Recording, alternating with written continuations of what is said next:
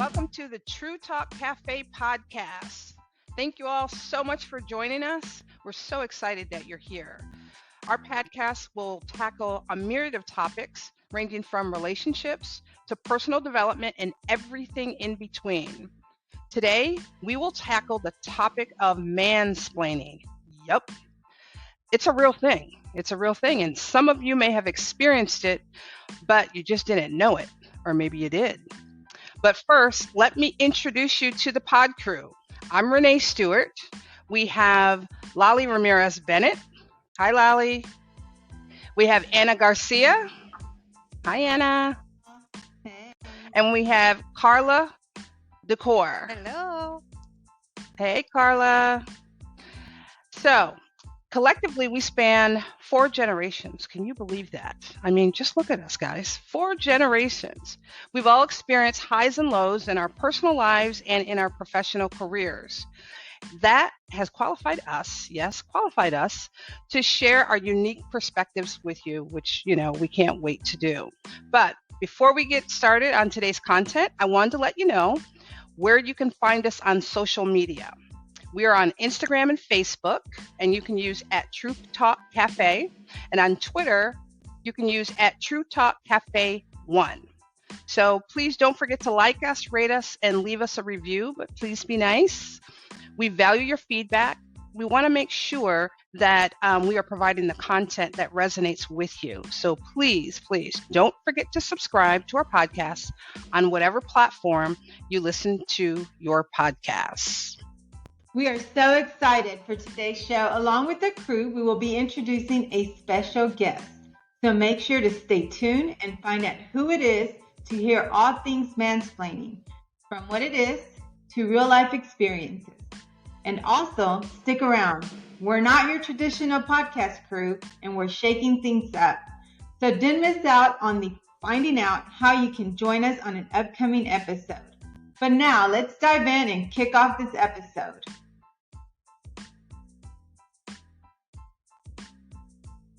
Well, hello. This is Carla, and I am so excited to talk to you today about mansplaining. This is a topic that is a trend in so many ways, but it is also a very important topic that is important for everyone, both genders, female or male, to know what it is and why it is important to at least acknowledge when it is being done. And we decided to bring this topic to our podcast this month because, many of us have gone through some type of mansplaining experience.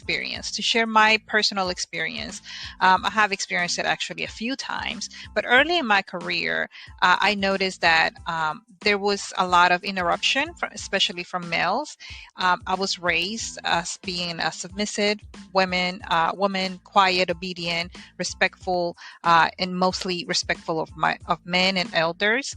And when I came to the United States and I was starting my professional career, I noticed that, in meetings, oftentimes it was common for people to stop me from talking and taking over the conversation in many ways. One time I scheduled a meeting. I was in charge of partnership development with a corporation, and I scheduled a meeting with a potential partner.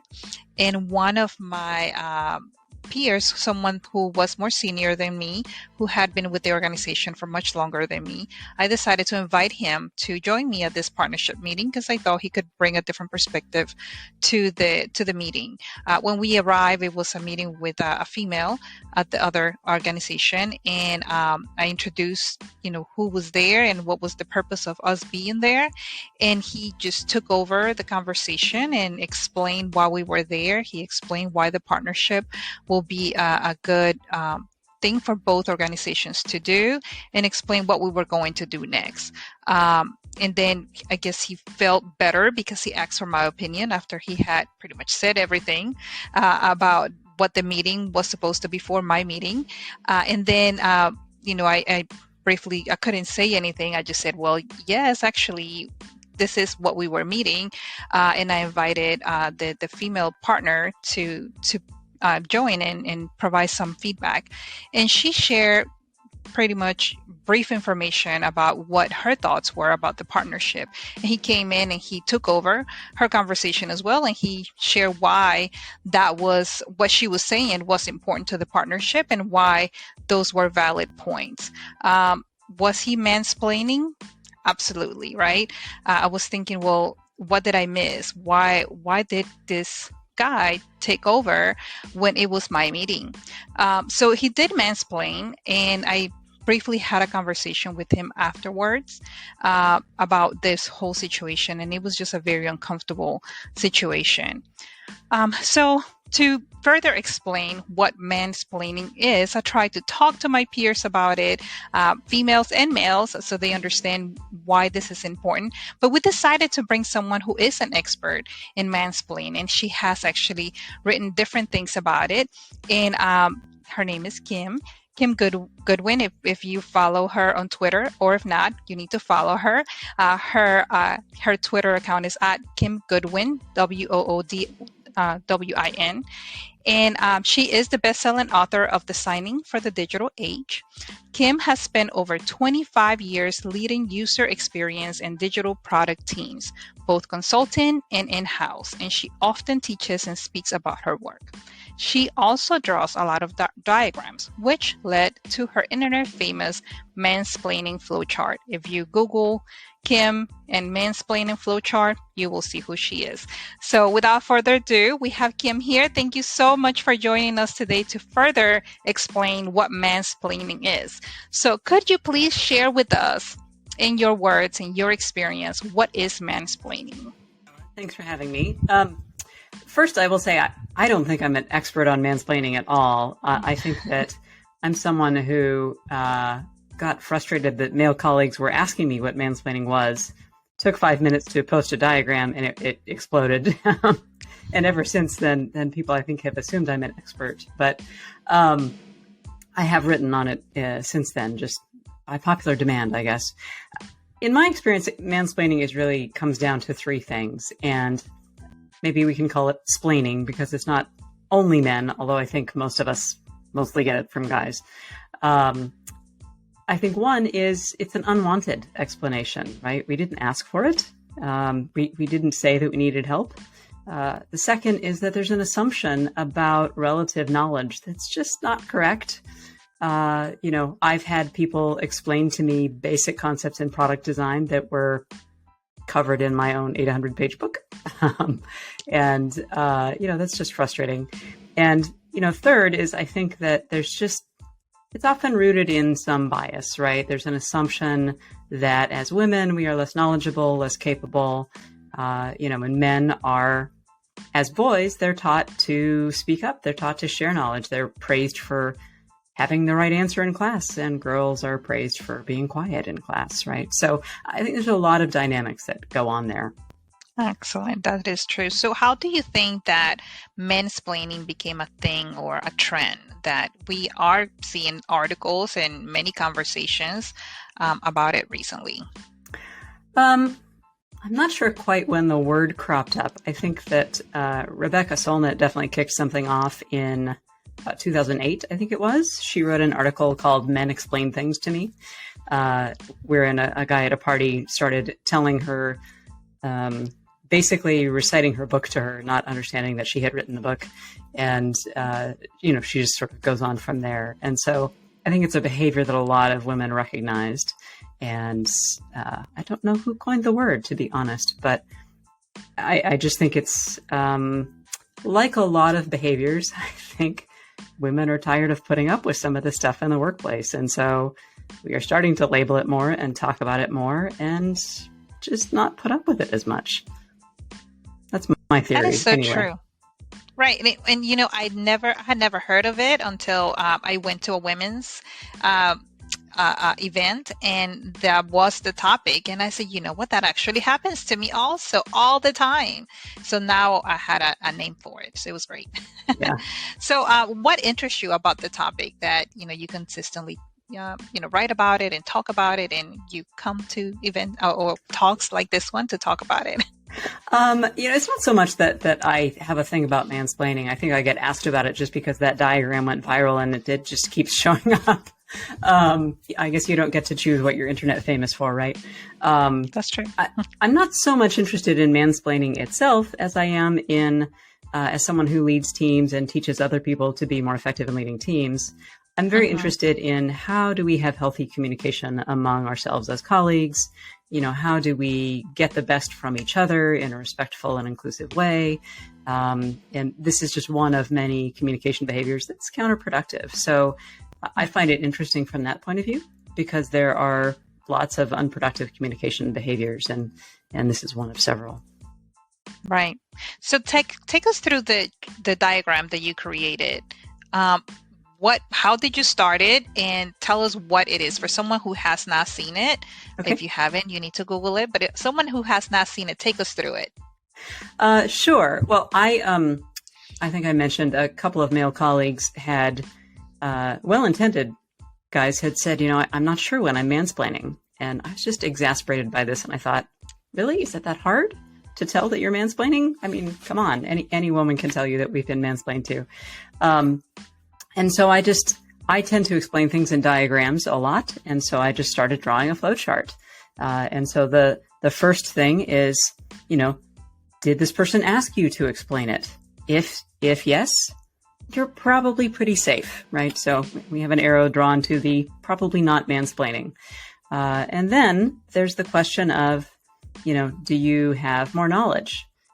Or is this something that you would reasonably assume a man in a similar position would know? If so, maybe you're mansplaining.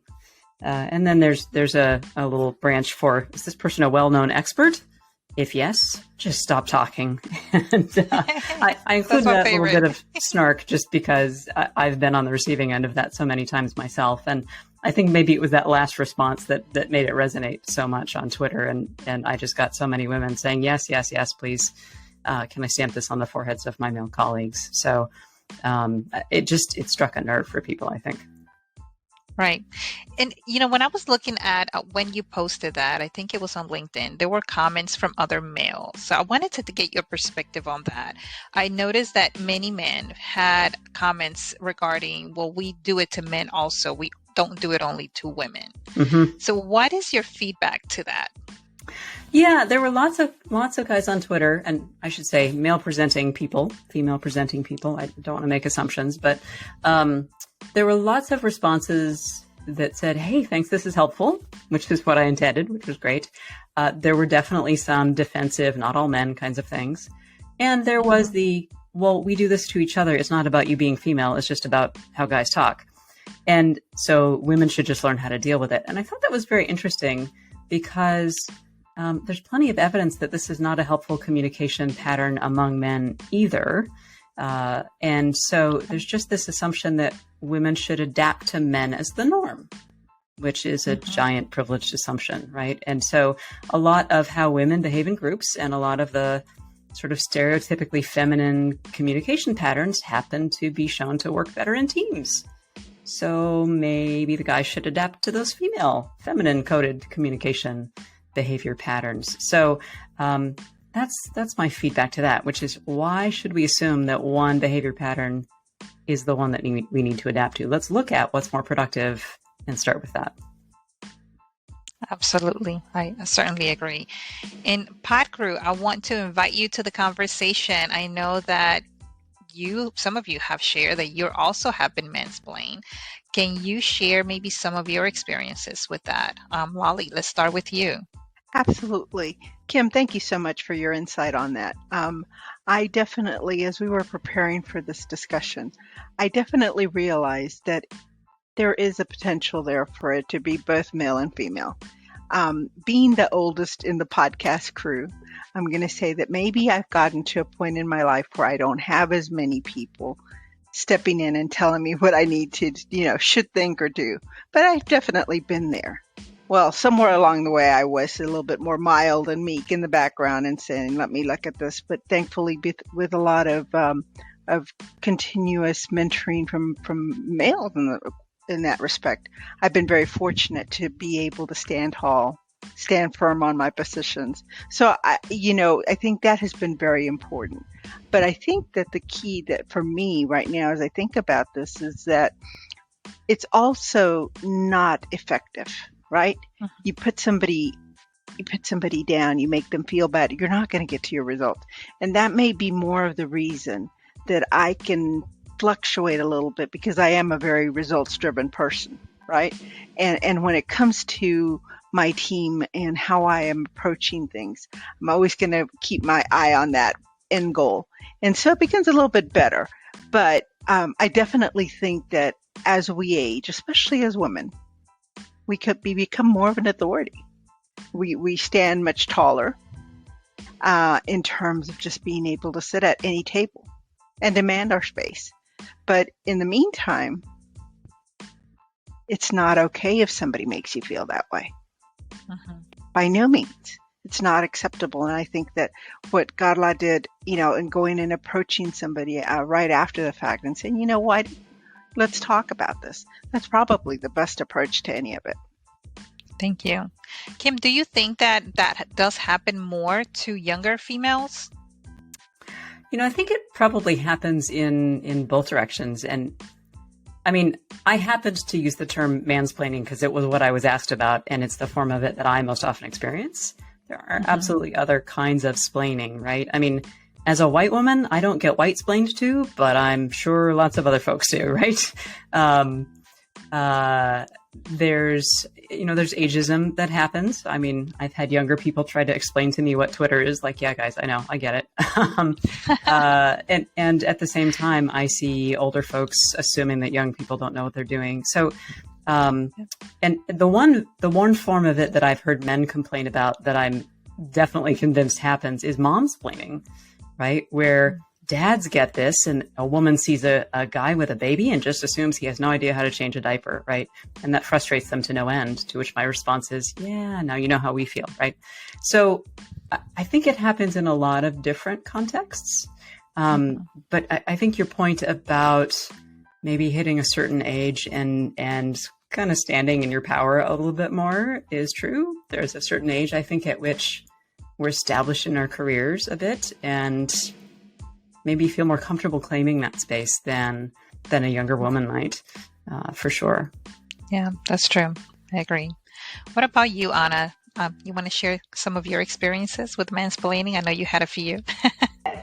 And in the dominant male world that I work in, definitely had a few. And I would say, too much of the conversation that's been going on, it's not really just men that have mansplained me. I've had women do it too, and older women do it, and even the younger ones, to Kim's point. And of course, there are some of my favorites, men trying to explain women's childbirth and what outfits mean that I wear. Yes. Okay. So I'm glad you know that. Thank you for training me on that material.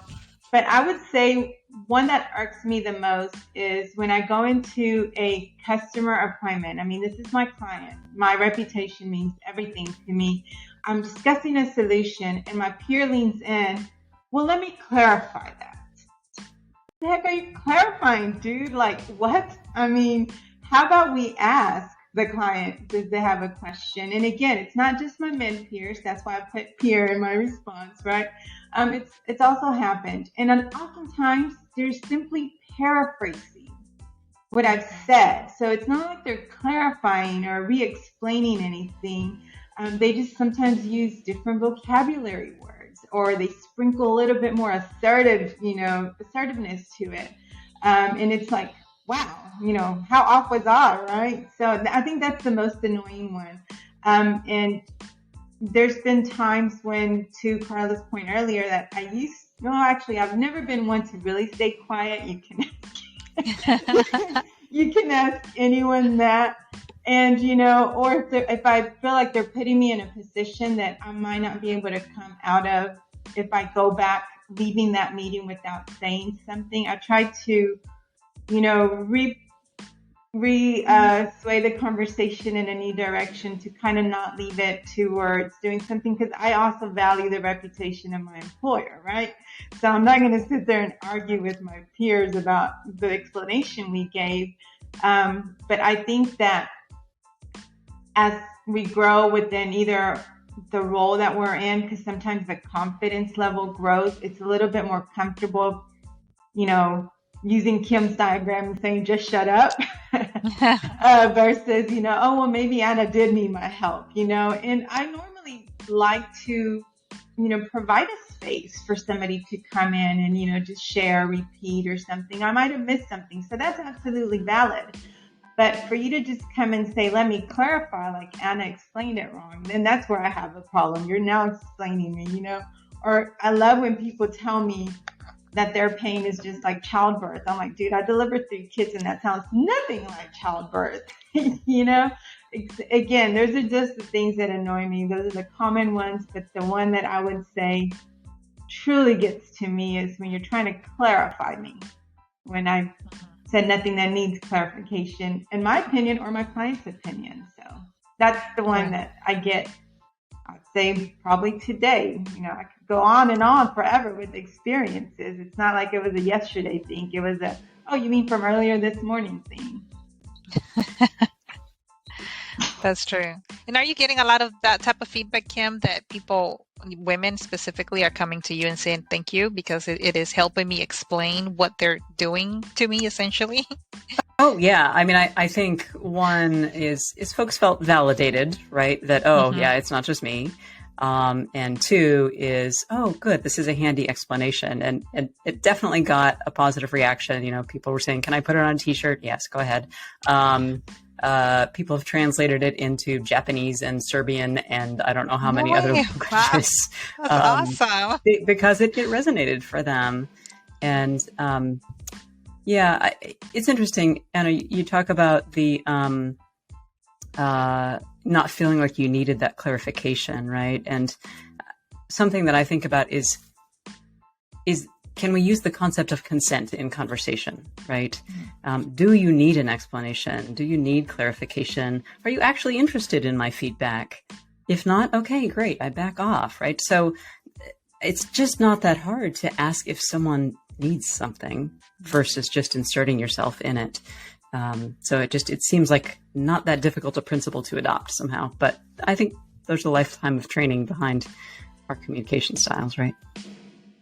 And I think sometimes too, I work with a group of people, I won't say names, but a group of people who are experienced in their fields. And oftentimes because they have that experience in their fields, they feel validated to give you an opinion on something that is your experience, for, it's your field of experience. But they feel because they have, many years of experience in doing research and those type of things, that they can provide valid feedback that may not align really with what you're saying, and you are still the expert, but because they're jumping into the conversation, it just kind of creates an uncomfortable situation for everyone, I think. So I think, like you say, Kim, just taking a step back to say, is my feedback wanted? Is that something that, will add to the conversation, or is that just me trying to validate myself to show that I also have experience in this area? Mm-hmm. So it's just taking a good look at yourself. What about you, Renee? What about your experiences with mansplaining? Yeah, I'm going to take a different approach here because I work in a Taiwanese-based culture, and that has something to do with it as well. Typically, it's a top-down type of culture, and the higher you go, obviously there's less women. For me, my profession is human resources, and I generally get the splaining from some of the men and some of the executives, because they're in the C-suite and they start to explain the law, employment law, even though they're not lawyers. They don't have a background in human resources. They don't have any of that. So you're trying to tell them, hey, in this particular situation, we have to abide by these guide rules. This is what the law says. And then, it's almost as if it fell on deaf ears. And then they're like, oh, I looked it up and this is what it is. And I just kind of sit there and I'm just like, which is very difficult for me. So I try to just, take a breath, let them finish, and I'll say, oh, well, thank you. But I would like to recommend this because, I mean, I understand what they're doing, and it's a culture of saving face. So you have to be very careful, how you approach that situation, because if you make them lose face amongst their peers, that is not a good thing, even though their peers know that they don't know what they're talking about. So It gets a little tricky. But if I'm in a different room, then I'm usually more vocal. I will say, well, no, that's not it. This is what it is, because I feel like I have the authority and the experience to do so. And they're more my peers. So I'll be a little bit more forward and, guard my space as opposed to when I'm with the executives. So culture does have a lot of influence in how the situations are handled, right? So I guess to wrap it up, Kim, what would you say? What type of advice would you give a female that may be experiencing mansplaining in the workplace? And what about the male who wants to make sure that they are not mansplaining? Well, actually, I want to emphasize something that you were just saying, Renee, along these lines, which is in any given situation, you're making a decision about how to navigate this communication style that somebody else is imposing on you. And so I would say that when you're a person who has more privilege or power in a situation, regardless of where that comes from, your gender or other, you want to think about, what are you imposing on people with your approach to the communication that they then have to navigate? Because that stuff is exhausting, having to think through that every time, right? And I think that if you're somebody who has someone communicating at you in a way that's not so effective, then I think you have to figure out, A, is this the battle I'm going to fight today? B, what's going to be my most effective way to fight it? Is it in the moment? Is it following up with them after and saying, when you did this, here was the impact on me. I'd rather you did that other thing. And then I think the third thing is just, let's look around at our colleagues and see, where is this getting imposed on other people who are getting exhausted? And am I in a better position maybe to step in and encourage a different communication style, right? So can I help amplify that younger woman's voice when she's getting stepped on? Or, can I, as a white woman, make sure that my colleagues of color are getting heard and not make that all be on them to give feedback on that behavior and without otherwise taking up airtime, right? So I think we just have to look for, where do I have power? Where do I not have power? How do I want to navigate that? And where can I use my power for good in those situations?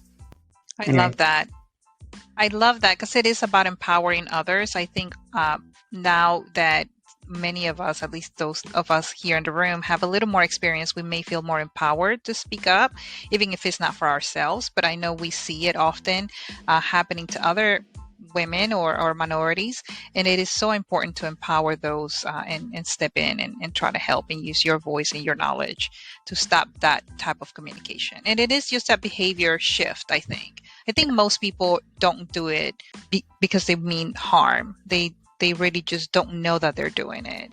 I would like to think that. Right. I think that's true. And intentions and outcomes, of course, are not the same thing. So I think we just have to look at what's the outcome of my communication, regardless of how well I intended it. So, right. Because in my experience, after I pull my colleague to the side and say, hey, were you aware that when you said X, Y, and Z, that was a form of mansplaining? And he was not familiar with the meaning of it. And he said, well, can you explain to me what does that mean? And I said, well, you were pretty much stepping on what I was supposed to be doing. And, you came across as though you were minimizing my experience and what I was there to do.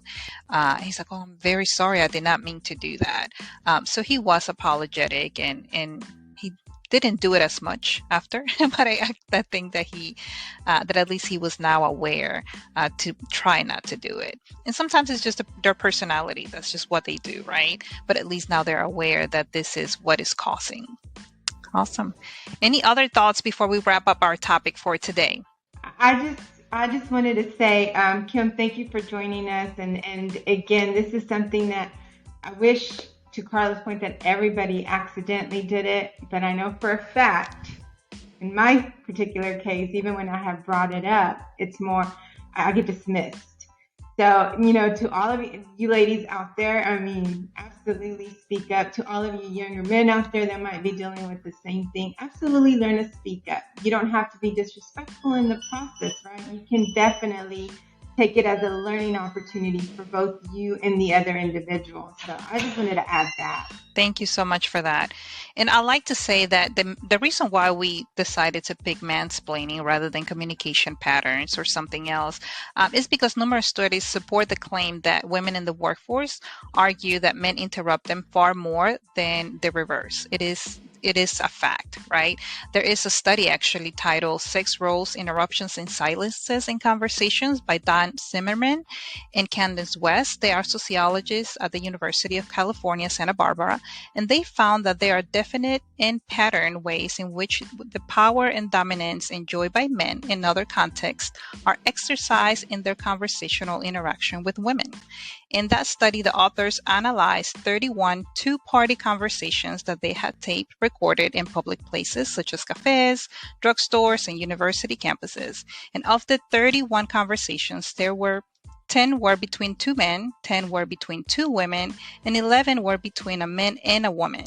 And in the two same-sex combined, the authors found 7 instances of interruptions in the male and female group. However, they found 48 interruptions, 46 of which were instances of the man interrupting the woman. So another study from 2014 at George Washington University also uncovered that when men were talking with women, they interrupted 33% more often than when they were talking to men. The men interrupted their female conversational partners 2.1 times a 3-minute conversation. So that number dropped to 1.8 when they spoke to other men. So they do interrupt women far more than men, right? Even though they do say that it happens to both, it does happen a lot more when they're talking to women. The women in the study were rarely interrupted. They rarely interrupted their male counterparts. It was only an average of once every 3-minute dialogue. And according to the world-renowned communication expert, Deborah Tannen, men speak to determine and achieve power and status. Women talk to determine and achieve connection. We value connections. That is a fact also, right? So for our men out there, think twice before you interrupt. Are you interrupting to become the speaker or and gain power, or are you interrupting to gain clarity? So make sure that you know why you're interrupting and then follow through. So with that, we want to thank Kim Goodwin for joining us today and sharing and creating that awesome diagram that I know we are going to use. And I did share it on my social media platforms for those that were wondering what mansplaining is. And I've gotten some feedbacks already, so thank you. And thank you to everyone here for your feedback and for sharing your experiences with us. Thanks, everyone. Thanks, Kim. We hope you enjoyed this episode. Thank you so much to Kim Goodwin for taking the time to join us. The information she shared on mansplaining, what a great topic. We certainly learned some valuable information. At the end of the day, it's about being respectful of each other and insisting the same from others. You can follow Kim Goodwin on Twitter at Kim Goodwin. As promised, we will have some spots to join us as an audience member on future shows. We hope you're as excited as we are. Here is the quick instructions to get on our list. Go to our True Talk Cafe Facebook page and send us a request to attend episode 3 as an audience member. Be sure to use the hashtag TTCEP3. Again, hashtag TTCEP3. We will respond to your request with our podcast website link, where you'll need to enter your preferred email address for us to send you the actual link to join. We'll also send all audience members a reminder the day beforehand so that you can be sure to not miss the recording. This is going to be so much fun to have you join us live. As always, your feedback is so important. Please let us know your thoughts about today's show. Leave a comment or a review. We will respond to all comments. So again, please be nice. We'd love to hear about your experience with being mansplained. Please do not forget to like and rate the episode. We appreciate your tuning into our podcast and hope you join the TTC Crew Facebook page. Again, you can find us on Instagram and Facebook using @TrueTalkCafe.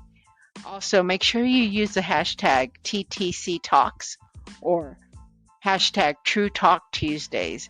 Recommendations for discussion topics are always welcomed. We want to ensure we're providing you content that you find valuable. And please don't forget to hit that subscribe button. That's very important. So thanks for listening. We hope you will join us for our next podcast episode. The topic will be domestic violence. This one's going to be a very necessary discussion. Till then, Bye-bye.